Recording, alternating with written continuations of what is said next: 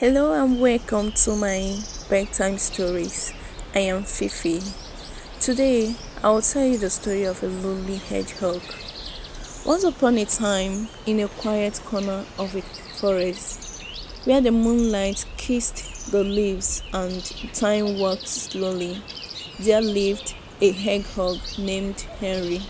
Henry was a shy little soul with tiny paws, bright, curious eyes, and a coat full of prickles. His coat is not sharp out of meanness, no, not at all. It was simply a part of him that he can't change, just like your freckles or your curly hair. But the other animal didn't understand this. One early morning, when the dews were fresh on the grass, the rabbits could hop past Henry's burrow, but they wouldn't stop to say hello. The birds would chirp, sing, and whoop down, but when they saw Henry, they did fly away quickly, as if his prickles might poke their sons away.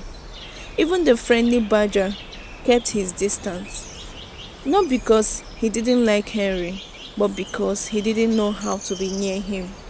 And so, Henry stayed alone. He walked slowly, he ate quietly, and when the stars comes out, he sat by himself beneath the silver moon, wishing for just one thing, a hug, to feel loved. But hugs for a hedgehog are tricky things. You see, when someone tried to hug Henry, they often got a poke, a prick, or a surprise, and then they will say ouch and never try again. So Henry learned to stuck himself into a little ball of shyness and silence. Not too far away, across a bridge under a marble tree, lived a young squirrel named Willa.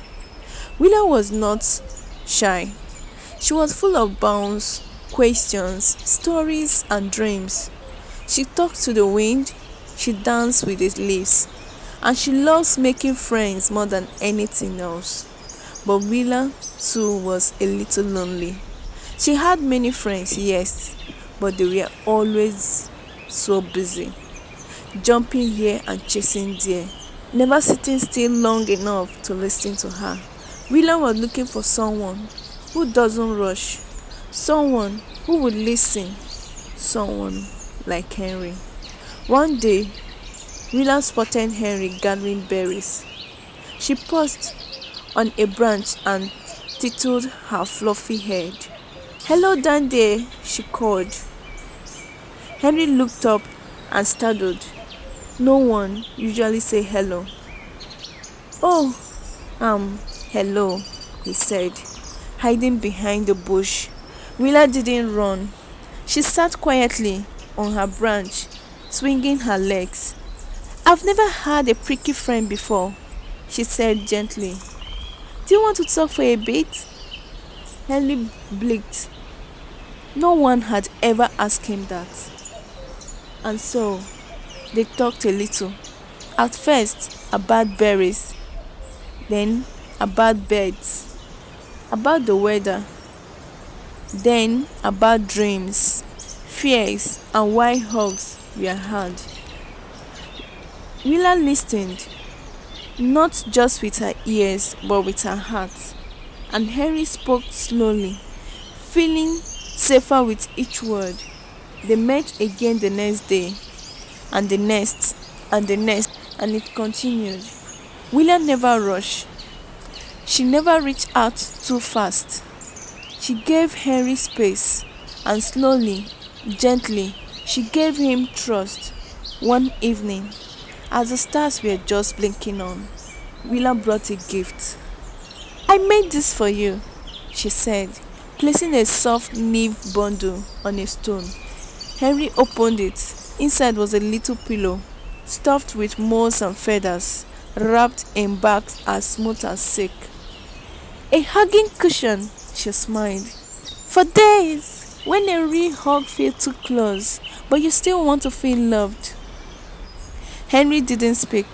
His eyes sparkled, and his heart warmed. Days turned into weeks, and Henry the shy, quiet hedgehog began to open up. He told jokes, he made soup, he even wrote little poems and left them for Willa to find in the trees. And then, one peaceful night, under the biggest full moon the forest had ever seen, Henry looked at Willa and said, "Would you like a hug?" Willa's eyes widened. She smiled, and then with the gentlest of care, she wrapped her tail around his back like a soft, warm blanket. Henry didn't poke her. She didn't flinch, and for the first time in his life, Henry felt what it was like to be heard.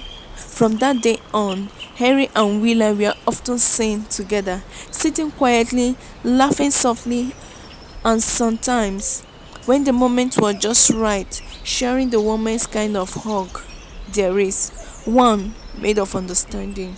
So if you ever feel a little different, or if someone around you seems a little distant because of an appearance they can't change, remember the story of Henry and Willa.